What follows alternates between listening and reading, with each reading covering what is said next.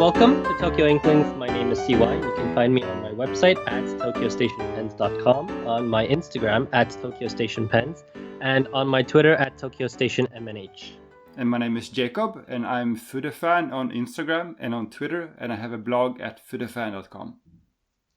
All right, so thank you, as always, to everybody who listens to the show. I've gotten some really nice messages recently, and even on Reddit, I've seen some people talking about our podcast. So I'm really happy and really grateful for everybody's support of this show.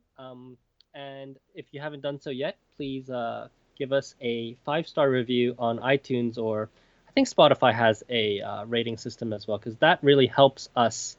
And if you're willing to go even one step further to write a review, that will really help other people discover this podcast and help us grow. And, I think that's always a good motivator for us. And I sent you a link, Jacob, last time to the link to our reviews. And you always shy away from reading those, right? Yeah, I didn't read them. Okay, so let's try to read some reviews, shall we? Because I think it's always nice to see what people write about us. Sure, go ahead. A Window into the East. This review is by SealCat6 from the Slack channel. And I think I haven't read this yet, so let me read this. It's a 5-star review. A Window into the East. This podcast is a delight and gets so much right. Easy, relaxed chemistry between the two hosts and a flowing, knowledgeable conversation on the pens and inks of Japan. The hosts can debate trends and attitudes. They supply fascinating nuggets of information and background. They can discuss the details and intricacies of both pens and inks. A new pen or acquisition is not just enjoyed, it is appreciated for its details, and the commentary frequently adds to the understanding of the culture and art of the Japanese pen world. Tokyo Inklings is a magnificent contribution. Keep it up. That's very nice. Well, yeah. Thank you very much, SealCat6. We really, really appreciate you and your support. And yeah, we enjoy doing what we do, and I think that's the secret to the chemistry and the conversation that we have. We just simply enjoy what we're doing, and we enjoy bringing this content to you. Yeah. Now, speaking of acquisitions, maybe I can start first. Yeah, go ahead. So, actually, just a few minutes before this call, I received a ring on the doorbell. And a few months ago, I don't know if you remember this, but a few months ago, Pelican released another special edition of their M800.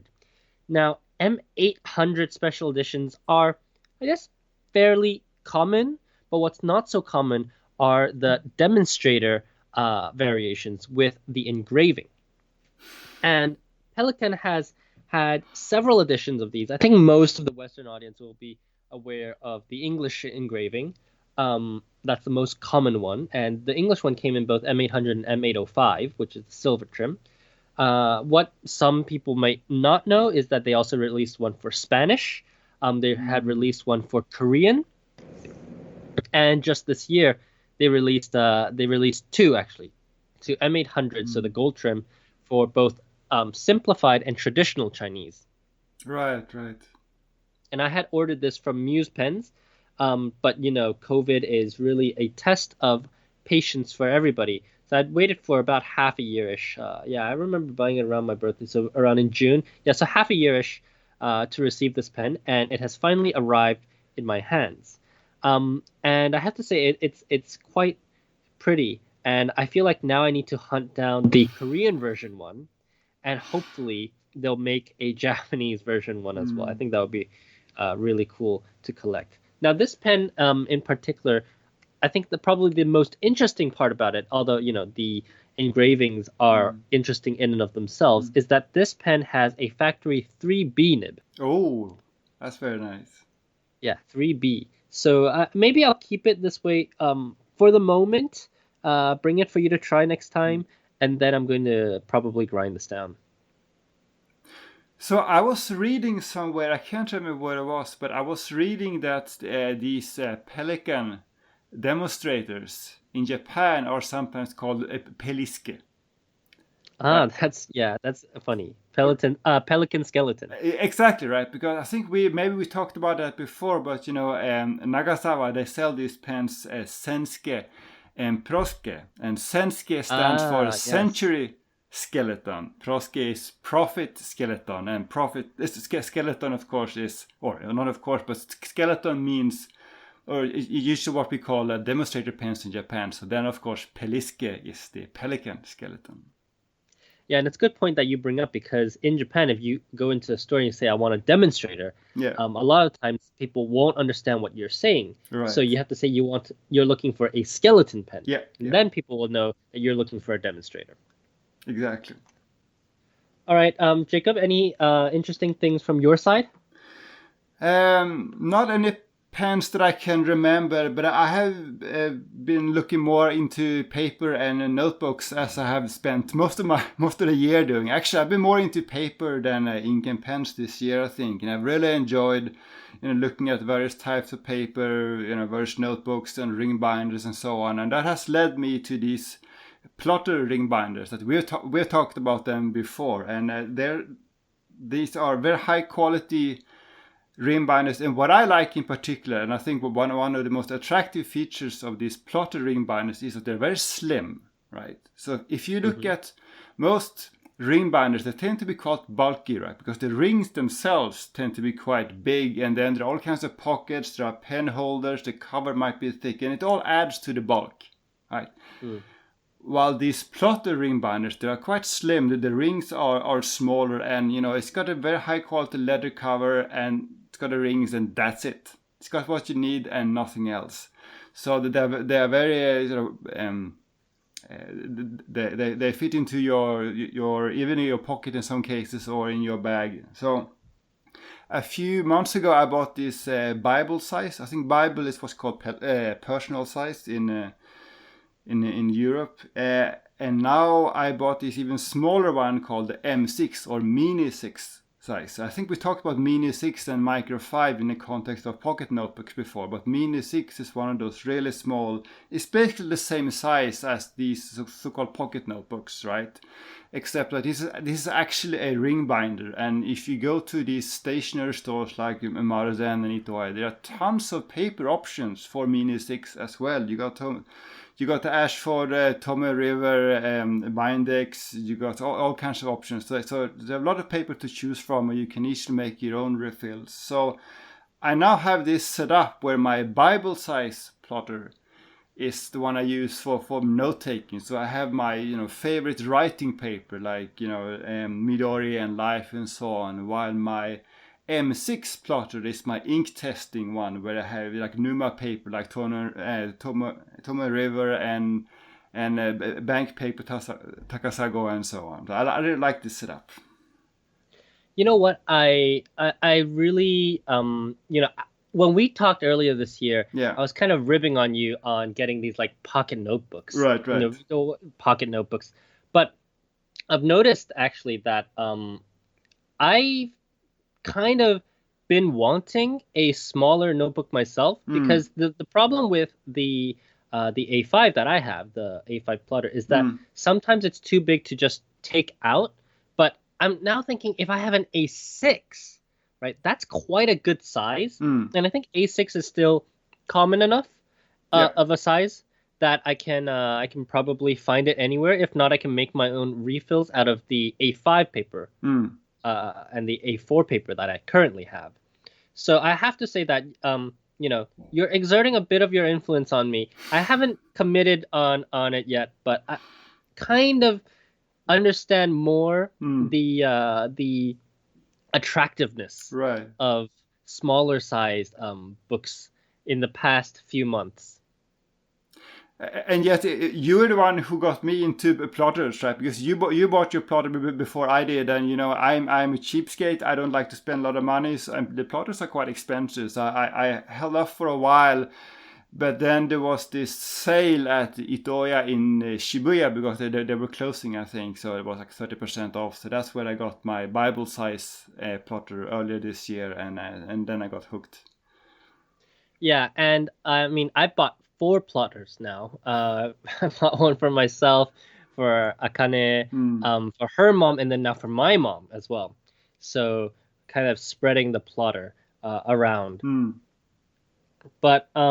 But yeah, definitely great books, and I think for sure, I don't know how big the market would be because I think sizing is so personal. But do you think it's hard to find paper for like M6 or what you were talking about, like these more smaller sizes that aren't honestly very common?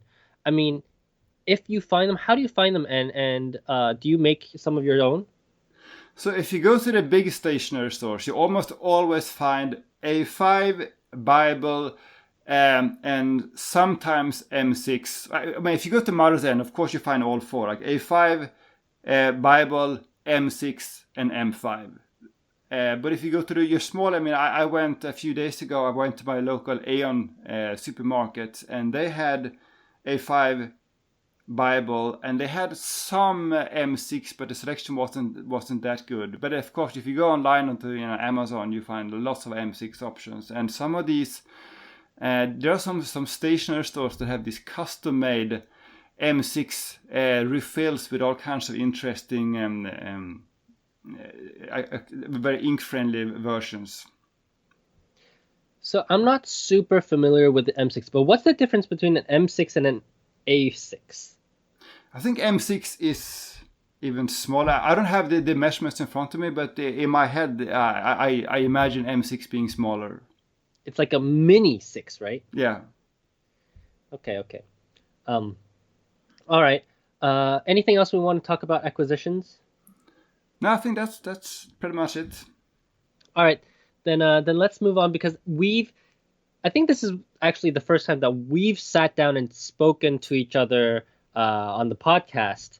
The first time in more than a month. Yeah. Because we've done all these like special episodes and guest episodes. Yeah. So we've got a lot of news to catch up on. Yeah.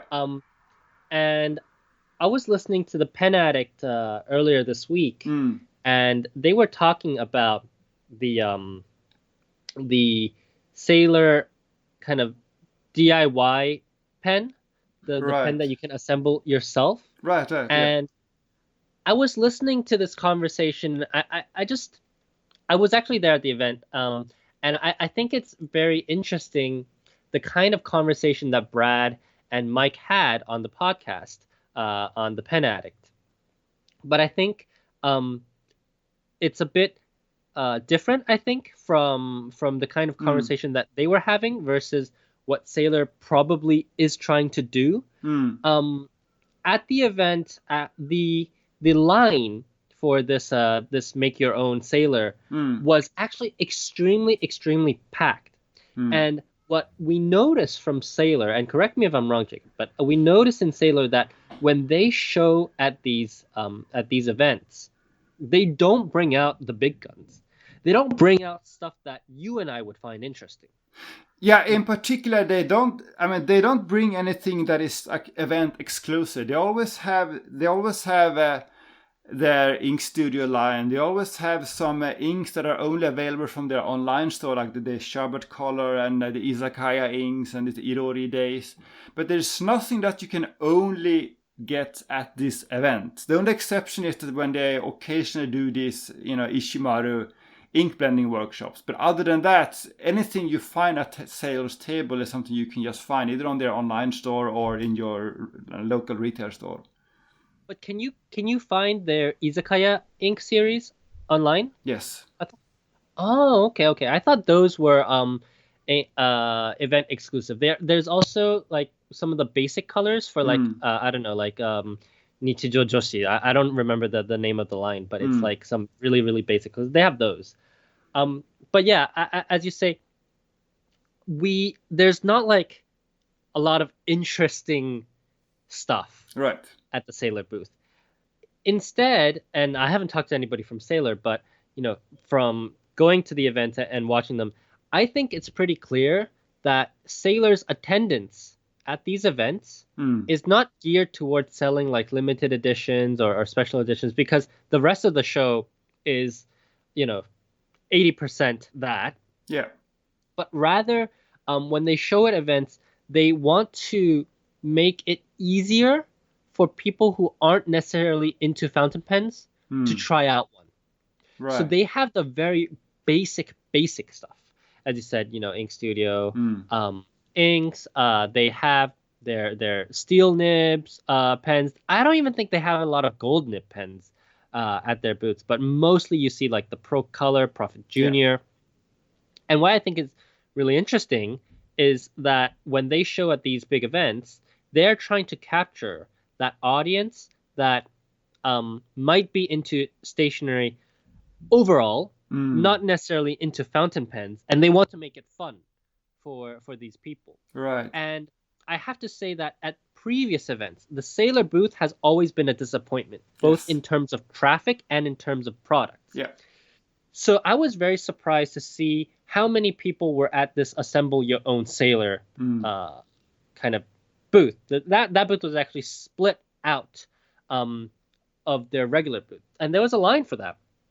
And what I think they're trying to do is using this make your own sailor kind of booth. They're trying to, again, direct traffic to their table so that people, especially at Bungajoshi, right? Like a lot of people at Bungajoshi, they're not fountain pen addicts, let's say, like we are. Rather, they're passing by and they say, oh, there's a place where you can cheaply make your own fountain pen. Let's try it. It's something that's fun. It's something that you can do even as a date or something. I don't know.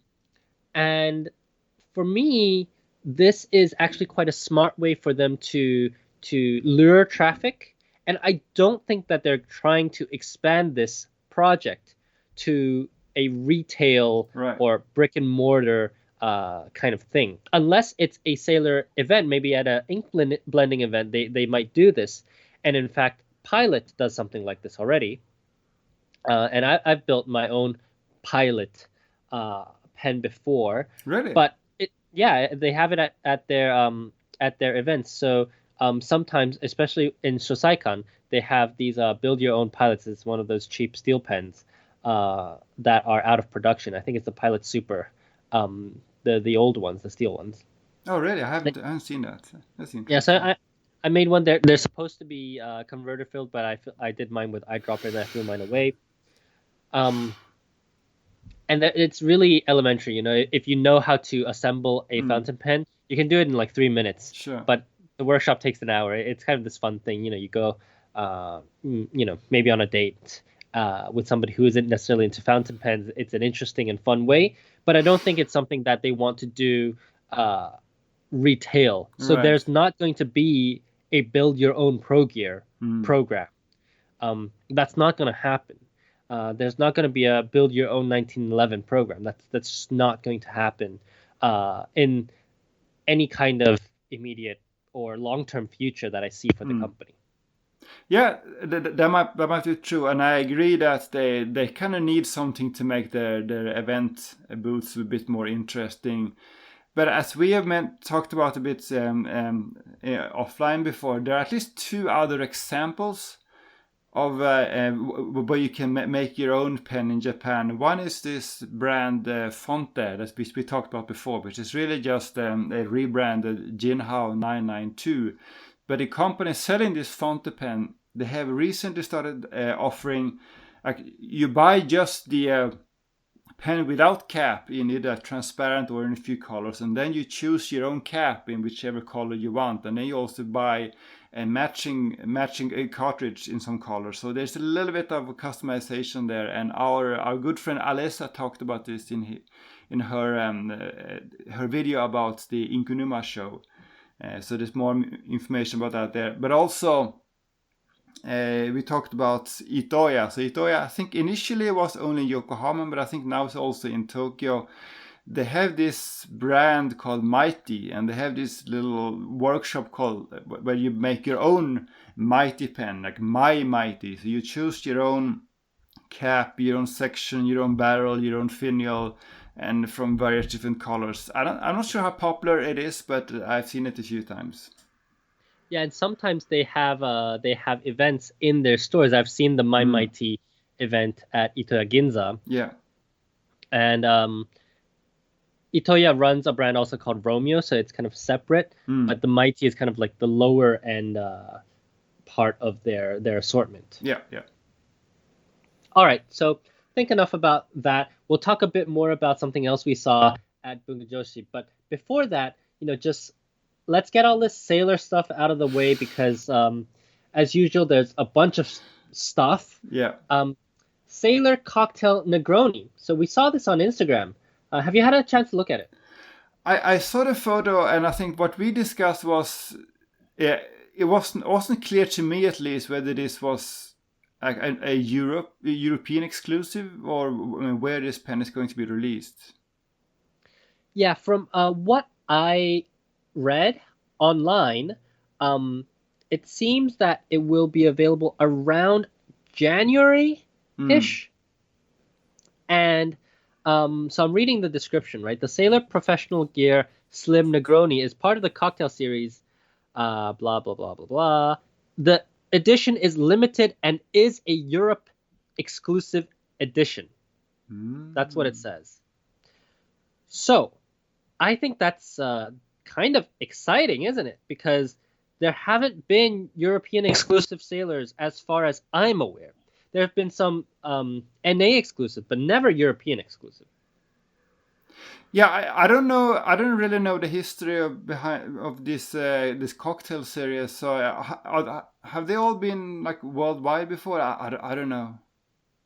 Yes, they've generally been worldwide. Right. Started in 2011 with the Asian Way, which is the only 1911 in that series.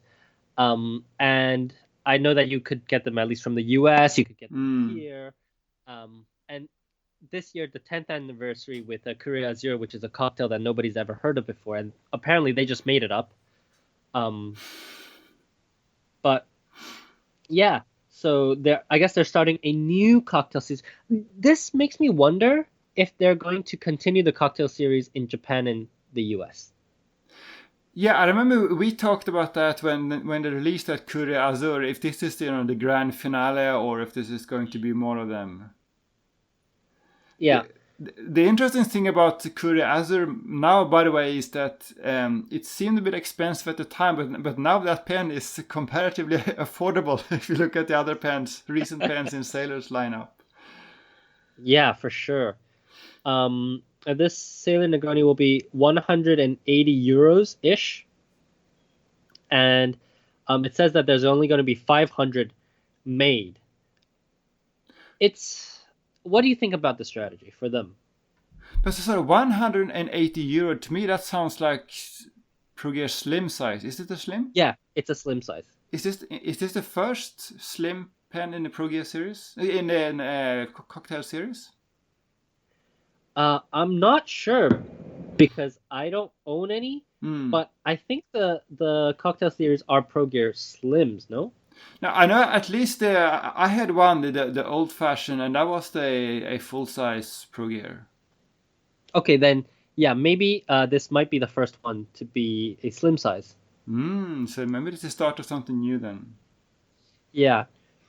And I wonder if that means that there won't be. Oh yeah, you're right. It's the Korea Azure is a full size, but Right. I wonder if that means that there won't be a cocktail series outside of Europe if this is going to be a European edition only. Otherwise, they'd have to make 2 cocktails a year, and that just doesn't make sense to me. Yeah, but you could say that about a lot of Sailor releases, and it's also hard to keep up with them nowadays. It's almost like these Tono and Lem's ink releases. There's too many to keep up with. You're right. And speaking of too many to keep up with, let's talk about this Blue Calm that you put into to the notes. Yes, there's another one. Let me bring up the link to remind myself. Yeah, and I feel like I've seen it before, but yeah. So this is something for Kyushu, right? It's a Seto Naikai. Yes. It's a Tayama Bungu. Yeah, it's a slim 20,000 Japanese yen, and uh it seems to be made for this brand um Setouchi Bungu, Hmm. and yeah, original Manehitsu Blue Calm, and you seem to be able to buy it at three different stores. You can buy it at Crossland, um, Tayama Bungu, Yeah. and Bungu Seikatsu on Rakuten. Now, I think you're exactly right when you say I think I've seen this pen before because it's just a translucent blue Sailor Pro Gear Slim Yeah. with with rhodium trims. I think the finial, the cap, and the end butt are darker blues, I Hmm. believe. But to be honest, we keep coming back to this point about Sailor releases, and if you look at what the competitors are doing, they're not releasing stuff every 2 or 3 days. They're really strategic with their releases, whereas Sailor seems to just be, whatever goes. And I just can't understand how this can be good for their profitability. Um, I guess they, I guess, the retailers are buying their inventory, Hmm. so it does help them to produce as many of these limited edition pens and whatnot. I just, it's too much. It's too Yeah, yeah, much. yeah. The question is about the pacing, right? Because there might be periods where there's nothing, and then suddenly there are a whole bunch of new releases. Now, some of them might not, target the same market, especially if you have something exclusive for like the Hiroshima region, and maybe that's not the same customers as for the Negroni and so on. But it must be some logistical challenges, but also some of the pens they have released recently, and that ties into other news. Like some of the King of Pen size pens, they do one Urushi model, and then a few weeks later there's another Urushi model. It seems a little bit too close. Yeah, and my problem with this actually is that this is very easy to obtain for Japanese customers. You just Yeah, go on Rakuten and you buy it. yeah, And that's where I think uh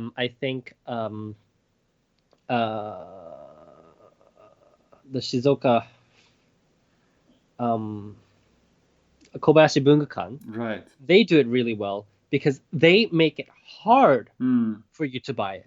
And that gives you a reason to go and buy it when you can. Yes. Whereas these Sailor releases are just like, well, anybody and their grandmothers can go on Rakuten and buy a a blue calm. So for me, Hmm. it's not.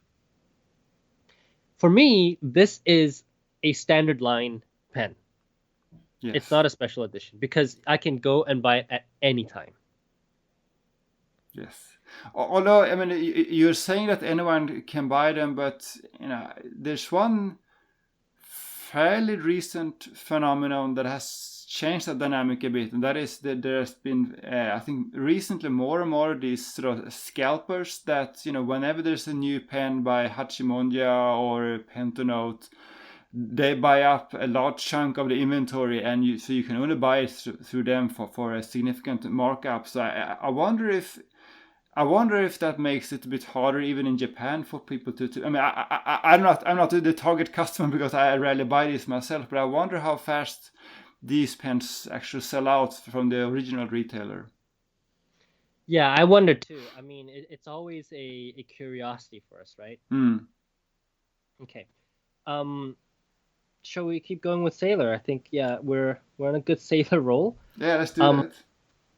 last year they released Sailor Kaiha, and I remember Hmm. being told unofficially that the Kaiha was kind of like Nagahara Jr.'s retirement pen. Hmm. Yes. Do you remember this conversation? Well, I remember he said that this was because he did the Naginata broad, right? And Yes. his apprentices did the others, the medium and medium fine. And it Yeah. was clearly, I mean, it was, we know there was the last pen he worked on, the last nibs he worked on at Sailor. Yes. So, people all discuss the Kaiha as kind of like, the last retirement-ish pen for Yeah. Nagahara. And now they're releasing the Koen. And what's interesting for me about this pen is that, first of all, there's no Naginata broad. Ah. Second of all, Kaiha was released only in the Naginata, but um, but the new pen actually has some normal or regular nibs attached to them as well. So I believe you can get them in both the Naginata kind of M, NM, Mm. uh, NMF, I believe, Mm. and then you can get them in sort of the more regular like B, Mm. M and B that they come with. So these are, I remember the Kaiha was ebonite. Right? This is also ebonite, right? This is red ebonite. And to me, that's the most interesting part of the pen, because I assume this means this is made by Nico ebonite, right? But Yes. this is one of the prettiest ebonites I've ever seen. So I wonder, yeah. This is, Yeah, I think so. I mean, we talked about how Eboya's ebonite pens are just beautiful. This is even almost like one step above that. So this is really stunning ebonite. Yeah, and I mean the Kaiha was also super super beautiful as Yeah. well. This, has kind of even flecks of green in it. I mean, they've outdone themselves. Yeah, I mean, it really looks like quite a like a complicated urushi design, right? Yeah, yeah, it's really cool. And I've seen some places call it like laminated ebonite. I obviously don't know how ebonite is made, Right. but it's pretty cool, Yes. especially since the ebonite that we see nowadays are more, I'd say, like tame, whereas before, especially in the US, you had stuff like, the red ripple kind of Mm. special ebonites. I think they're trying to do something similar to that, which I think is very interesting. Yeah, for sure. And now looking at the nibs, I see that they have it in the standard M and Naginata M. And those are, Mm. and then you also have MF, M, and B. And for me, that's quite interesting because I don't think they ever had an MF for Naginata for King of Pens. I think it was always M and B. Yeah, yeah. I was going to say that. I imagine King of Pen nibs being just M and B Yeah, in the regular lineup. yeah. But then the press release says 字幅は中細、中字、太字の3種類のラインナップ. So that could be interesting too. Yeah, for sure. Yep, yep. Because All right. I think that's why one of the, I mean, I've heard from people that they like the King of Pen, but they have a small handwriting. They want a finer nib, and there was no option available. So maybe this will make it also more attractive to people who want the King of Pen size nib. Yeah. Let's talk about pricing though. I mean, this will not be cheap. This is going to be almost $2,000. So it's hefty. And it's the same pricing as the Kaiha.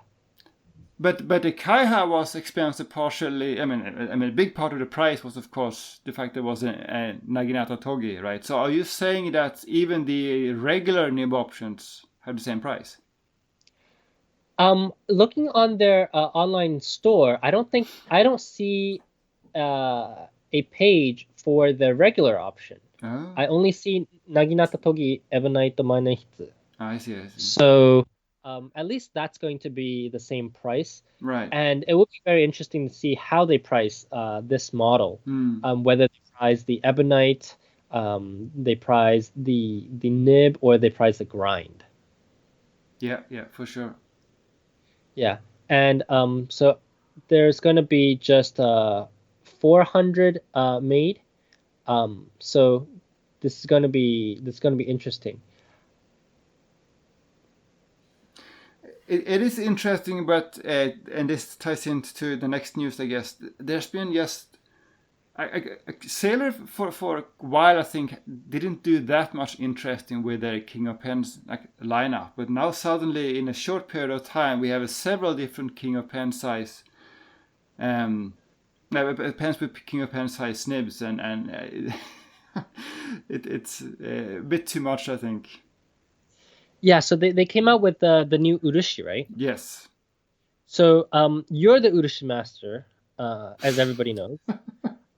Talk to me about urushi. Talk to me about Urushi.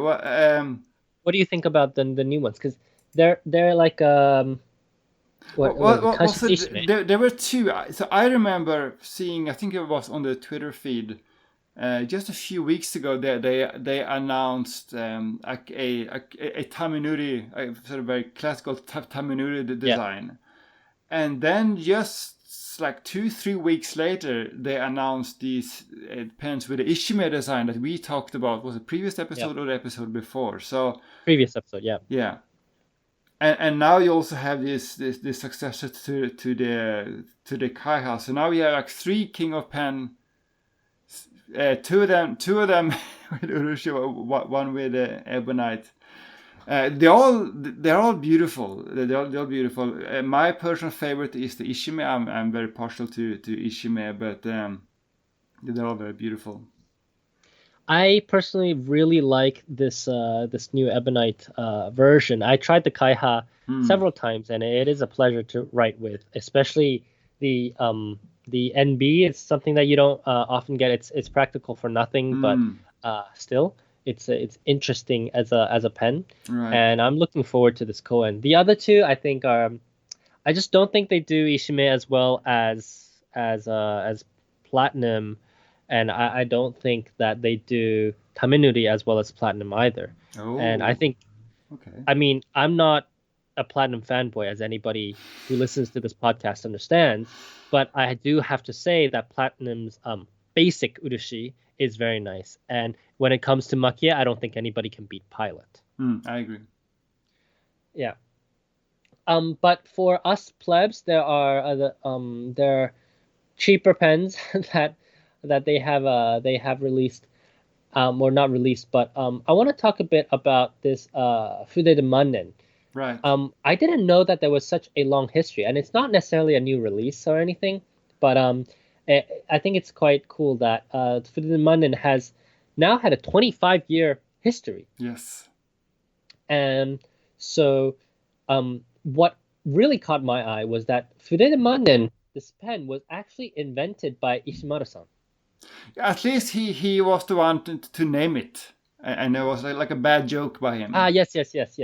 That's what you were. Yeah, that's what it says. He named the pen, and I think that's just so cool because we often don't hear Ishimaru-san's name enough. Right. In I think the discussion around Sailor, just in general, right? But he didn't always used to be a ink blender. He was working in the regular division previously before he was making inks. And it's nice to see Sailor giving tribute to Ishimaru-san. Yeah. Because I think they too often focus on Nagahara. And I think they've realized that they relied on the Nagahara name for too long. And so, I just think this is a really positive thing for everybody. And it was also interesting to see that maybe it's not too surprising given that Ishimaru has been using it, but they say that Sailor used these Fude de Mannen pens extensively internally for ink development and testing. Yeah, and I just think, it's such a no-brainer too. Yeah. All right, so I think that's all the Sailor news we have for this week, thank goodness. I want to move to Platinum first, Yes. if it's okay. So it's not going to be a long segment on Platinum, but they released a new Procyon. Yeah. So I'm not super familiar with the Procyon. I don't own a lot of Platinums. Can you tell me about Procyons? So I think they released Procyon initially about 1 year ago, and one of the the main selling point of the Procyon, or one of the main features, is that you can fill the pen even if you have only very little ink left in the bottle because of that. What do you call it? The part of the feed where you like suck in ink is very close to the tip of the nib. Yeah. They released this Procyon. It's almost like the Pilot NS to me. Yeah, but initially, I mean, the original Procyon was around 5,000 yen, which I think is, yeah, it's. What I mean is that nobody wanted the Procyon. Nobody was asking Platinum to make a new steel nib pen because the Preppy is one of the most beloved pens. Even in Japan, you can buy them at supermarkets. It did have a kind of interesting place in the lineup. I agree, because it was just a tad too expensive for your, like impulse purchase, but it was not quite, Right. A gift pen. It didn't look, I think, like a gift pen, like a graduation gift or anything like that. But the same, I think, is true with Sailor, sort of Platinum. They have a few pens like somewhere in the middle of the lineup. They have this like Balance and Cool. I think they also have, I guess, slightly cheaper, and they also have some lower end gold nib pens that also are like in like 5,000 yen range. So they do have a few pens sort of in the middle there. But yeah, I didn't hear much about the Procyon. Actually, I do remember now that at, was it this year's or last year's pen trading event, there was this presentation by Platinum's president, and he actually said that I mean, right now Procyon is not doing that well, but we're hoping things will change. So it wasn't exactly a smash hit, but now they have released a new model that is with more of a sparkly barrel. Yeah, so it's a metal barrel, and they're charging 8,000 yen for this. Yes. For me, it's unconscionable because you can buy at retail price, right, for a new 3776. Not 8,000 yen, but 10,000 yen, yes. At the same time, I think the new Procyon, far more than the regular one, the initial release, is something you might give someone as it's more of a gift pen. I think it looks interesting enough to be a gift. So let's take a look at what they changed, right? Because they changed something. For me, it's, let's say, air quotes, interesting, kind of slash silly. First of all, they changed the barrel material, which is not that uncommon, honestly, right? They made it a metal barrel. It's probably aluminum of some sort, gives it some sparkling, and can do all sorts of things with aluminum in terms of color. So that's great. I think that the new colors are nice though. But there's one more part to this story that I think is interesting. So when you go to Platinum's official Instagram account, where they talk about this pen, where they announce this pen, they have a link there to where you can buy it, and it's not like a major retailer. It's not Platinum's own website. It's one of those stores like penstars.stores.jp, and stores.jp is kind of like a Shopify kind of thing, where you're like a small shop, like you want to sell your own inks, or like Deco Kakono, or like a small business, really, right? You don't associate stores.jp with like major retailers, but for some reason Platinum has decided to promote this penstars.stores.jp as close to the official place where you can buy these Procyon pens. Sorry, I have to make a revision to what I just said. The old ones were also aluminum. Yeah. So this makes a bit more sense now in terms of the new colors, but the pricing, I think, it still bites at me. And especially as you say, this stores.jp is just It's kind of weird. And you mentioned to me this is almost like the closest thing that they have to an official online store. I wonder Yes. who. And it's not even owned by Platinum. It says that it's like a former It former says employees it's have set up this store. officially recognized by Platinum, but it doesn't say Yes. that it's Platinum's official store. Yeah, if you go to about, it says like Yeah, Platinum yeah, managed, yeah. OB member. The- but then if you go to their Instagram, you see two pictures of cats, a sideways picture of some kind of landscape, and four people's butts. Yeah.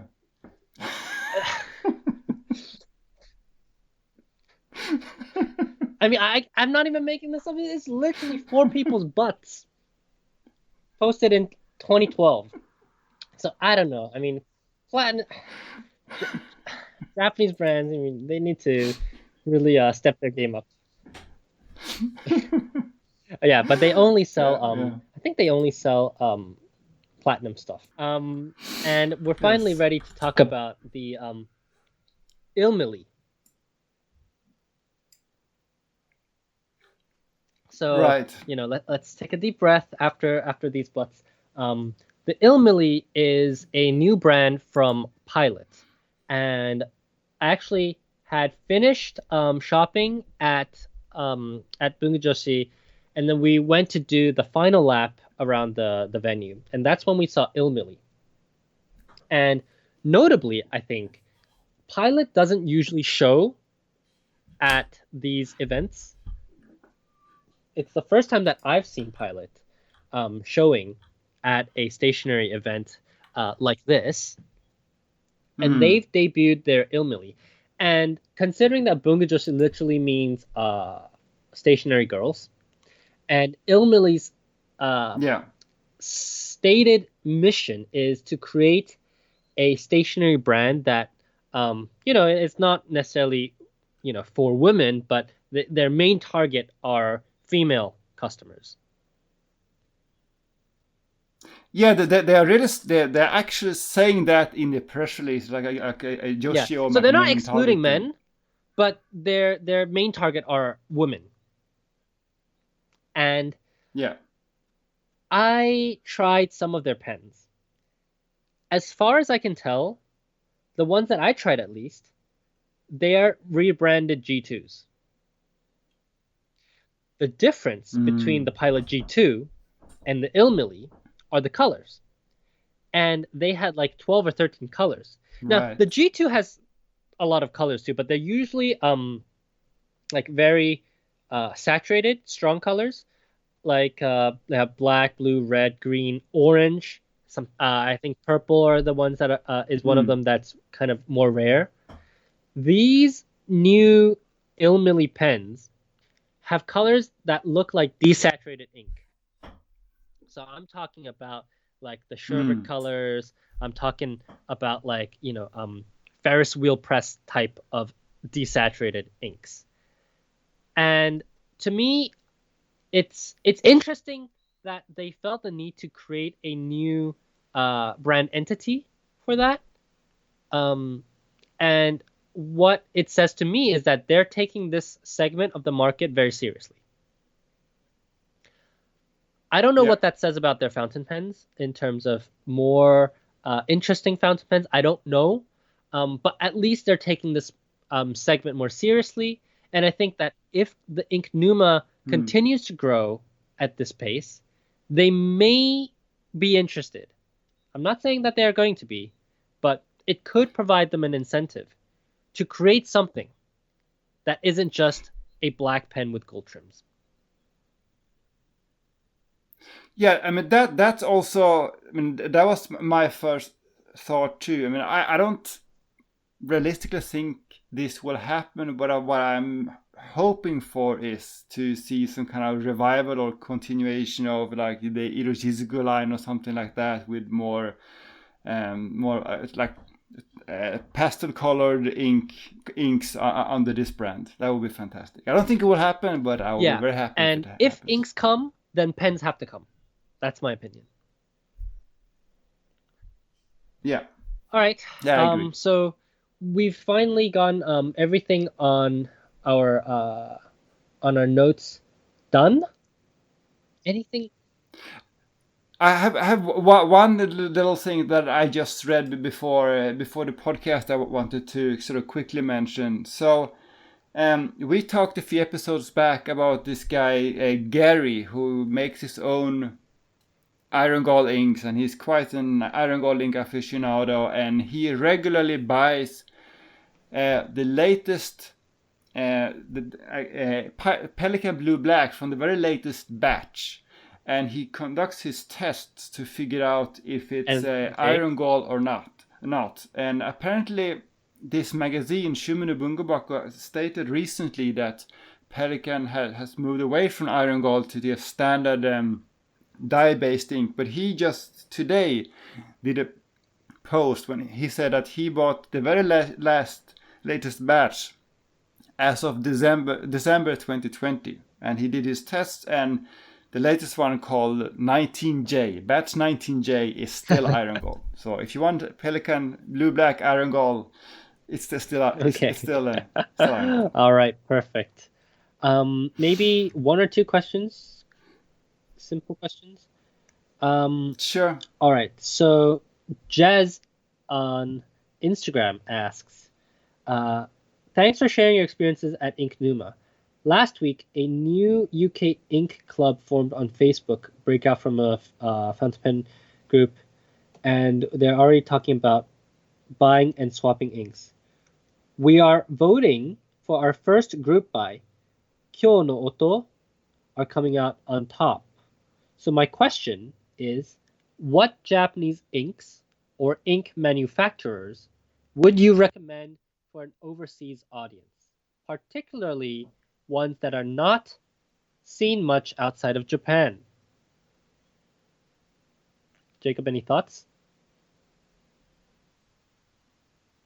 Yeah, I Oh, think that's an this is a interesting very one. interesting question. Um, one ink that comes to mind that we have talked about is Pensaloon's Kiboho, but it might be hard Yeah, I to buy think that that's one. definitely one. One that popped out to my mind is Tayama, Color Traveler. I think you can buy them overseas. I think like Shigure Ink maybe has Color Traveler, Yeah, but I yeah, think that they're could be not that common. interesting. You've tried those inks though, right? I mean, what did you think about them? What's the first one? I think they're actually rebranded as a Color Traveler by Tayama Bunga. I think they were sold under the Tayama Bunga brand before, so I think they've actually been around for a while. At least some of those things. Uh, yeah, I tried the one called Time for Whiskey. I thought it was a really beautiful sort of amber type ink, and I really like their Miyoshi Peony Purple. It's a very beautiful Yeah. purple ink. I really like that one. And then maybe just one last question. Joe Taylor from Instagram asks, hi, I appreciate what you do to educate us in the US about Japanese stationery. What is the significance of the zoom nib for Sailor? I have a couple, one ground and one knot, and I love them, but they don't seem to have the versatility of the line variation like a naginata, but are also totally different from a typical BB or music. So why exactly does it exist? And why is it called a zoom? Thanks. And I think the zoom nib um, is probably a nib that we're going to have to dedicate an entire separate episode to. The quick answer now is we don't know. Um, but I do Yes. have some points that maybe I want to say here just as a prelude.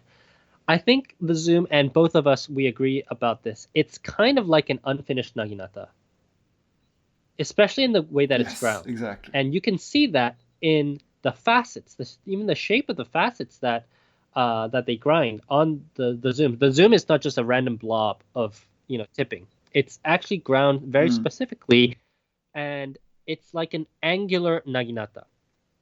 So the point is to make a nib that has the versatility of writing in several different, let's say, nib widths. But it's not something subtle, like let's say the naginata. So naginata, even slight changes in angle can change your nib width, right? For the zoom, I think that you have to be much more deliberate about changing the angles. Otherwise, I guess it will scratch on the facets. Yeah, I wonder how like significant that is, because to me that seems more of a novelty. Like, I mean, it's not convenient to write holding your pen completely vertically, right? So maybe if you need to write like a few characters, that might work, right? But it's not. I wonder how big of a selling point that is, because it seems almost like a gimmick. I think there's something else to it. Just like, sometimes you hear people describe the naginata toge in that way, that we did the naginata toge depending on the angle you get broad or thin strokes. But I think that's more of a sort of a side effect of the fact that it's meant for this harai stroke, right? Yeah. So I guess again, in short, the answer is we don't know. We have to do more research before we can really commit on an answer to this. But certainly, it's something that we're interested in looking into. Okay, and then Yeah. sorry, I'm just gonna read one last question because this is hilarious.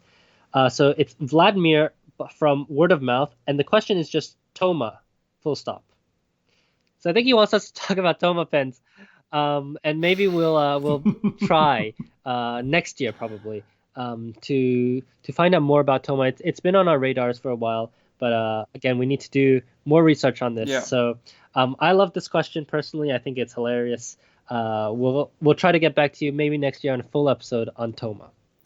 Just sort of wanting somewhat tangentially related to that. So our good friend Alessa just posted a fantastic video about Tokyo International Pen Show 2020, and anyone who is interested in this pen show, you should absolutely watch Alessa's video. We're gonna link to it. I mean, it's her best video so far. But it was one thing that really caught my interest in that video, and there was a table called Furuta. Furuta. Yeah, and Furuta. I don't think I noticed that table when I was there.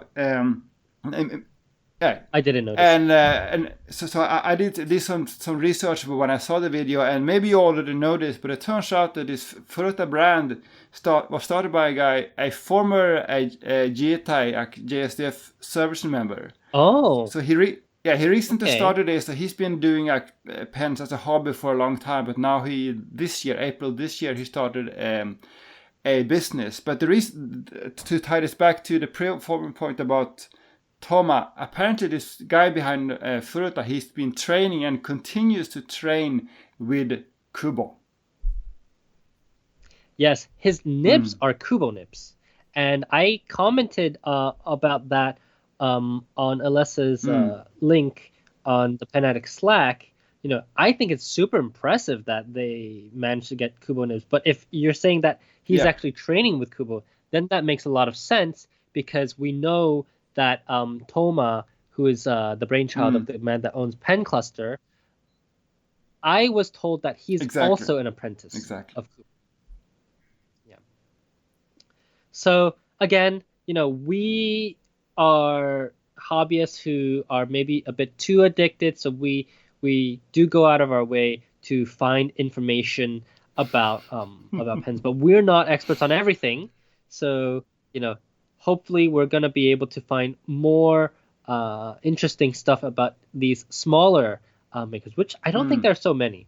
But we'll do our best to find out more about Toma, about Kubo, and about Zoom nibs in our future episodes. All right, and with that, I think that's a wrap.